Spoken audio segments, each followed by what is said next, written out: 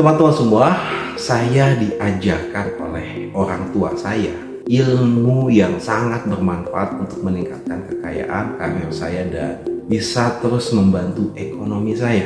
Sehingga alhamdulillah berjalan dengan baik dan itu berkat saya menjalankan ilmu tersebut. Ilmunya ada 3, ilmu menghasilkan uang, ilmu menyimpan uang, dan ilmu mengembangkan uang.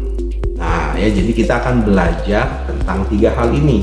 Singkat aja ya, biar teman-teman nanti mudah dan bisa mempraktekannya dengan lebih enak.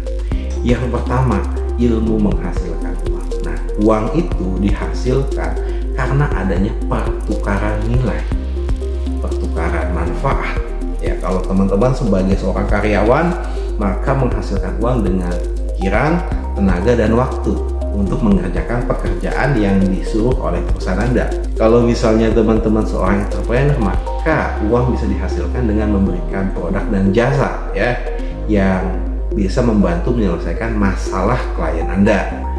Jadi pada dasarnya teman-teman semua, setiap orang itu kan bisa menghasilkan uang untuk hidup, untuk berkembang ya. Gak mungkin lah ada orang yang gak bisa menghasilkan uang. Kalau dia masih hidup, artinya dia masih bisa menghasilkan uang.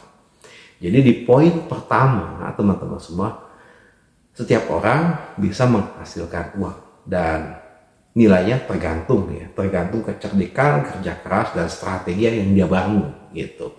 Tapi intinya adalah setiap orang bisa menghasilkan uang. Lalu kita nggak boleh berhenti hanya pada bisa menghasilkan uang. Ilmu yang kedua adalah menyimpan uang. Nah, ini luar biasa banget ilmunya ya. Menyimpan uang itu ilmu yang tinggi ya. Karena bagaimana Anda bisa menumbuhkan uang ya kalau tahapan menyimpan uang pun Anda gagal. Ya, jadi ilmu menyimpan uang. Jadi sebelum Anda bisa mengembangkan uang, maka simpan uang. Lalu gimana caranya? Caranya simpel teman-teman semua. Anda harus mulai disiplin ya, mengeluarkan uang untuk Anda simpan. Ya, berapa persennya itu tergantung kemampuan Anda. Jadi misalnya Anda udah dapat nih 1 bulan 4 juta. Ya Anda misalnya simpan per 1 juta 500.000. Jadi sebelum Anda menggunakan uang itu, maka alokasikan dulu untuk menyimpan. Ya, menyimpan. Tujuannya apa ya? Jadi bukan tujuannya menyimpan uang kemudian akhirnya dihabiskan. Enggak ke situ. Tujuannya adalah uang yang Anda simpan itu untuk dibelikan, untuk digunakan untuk menumbuhkan uang lagi, untuk berinvestasi. Ya, misalnya Anda dalam 1 tahun punya target misalnya 100 juta ya, atau misalnya jangan gede-gede deh, misalnya 20 juta ya. Dengan Anda disiplin mengeluarkan uang itu, maka kemungkinan Anda punya uang 20 juta itu kan enak, bisa Anda belikan bisnis, bisa Anda belikan saham dan lain sebagainya, atau bisa dibelikan tanah DP dulu atau seperti apa, terserah Anda. Intinya apa? Menyimpan uang itu untuk mengembangkan uang ya. Gak mungkin Anda bisa mengembangkan uang, berinvestasi kalau Anda nggak punya uang. Caranya kalau saya adalah setiap saya punya uang saya belikan emas. Emas kan simple ya, mudah gitu. Jadi ada yang 1 gram, 2 gram gitu. Sesuai dengan kemampuan kita. Itu terus dilakukan setiap bulannya. Akhirnya apa?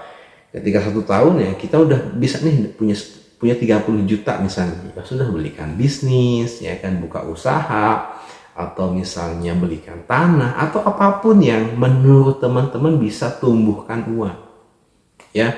Tapi hati-hati, di tahap ketiga adalah tahap investasi, menumbuhkan uang. Jadi ada banyak sekali ragam teman-teman semua ya untuk menumbuhkan uang, dan juga banyak sekali jebakannya. Kenapa? Karena banyak orang yang terjerat pada investasi bodong. Nah, kalau saya adalah fokus pada investasi yang bisa saya kendalikan. Jadi saya tidak berharap investasi pada sesuatu yang saya tidak punya kendalinya ya. Makanya saya investasinya pada hal-hal yang bisa saya kendalikan, misalnya rumah, properti properti gitu ya. Kemudian ke bisnis ya, bisnis yang bisa saya lihat nih keuangannya, kemudian pengembangannya, dan saya juga bisa turut campur untuk memberikan kebijakan dalam mengembangkan bisnis. Saya lebih suka terhadap investasi seperti itu, atau misalnya berpartner dengan orang yang memang sudah saya percaya ya, yang betul-betul punya reputasi gitu. Itu yang lebih saya suka. Kenapa? Karena itu jauh dari saya kena bodong gitu, investasi bodong. Nah, selebihnya ya kita bisa investasi di saham ya. Tentu saja ini ada kendali kita ketika kita mengetahui dan mempelajari dulu investasi fundamentalnya dari sebuah saham yang kita miliki. Begitu teman-teman semua, 3 ilmu penting banget: mencari, menyimpan, dan menghasilkan. Semoga ilmu ini membantu Anda dan bisa meningkatkan kesejahteraan Anda semua.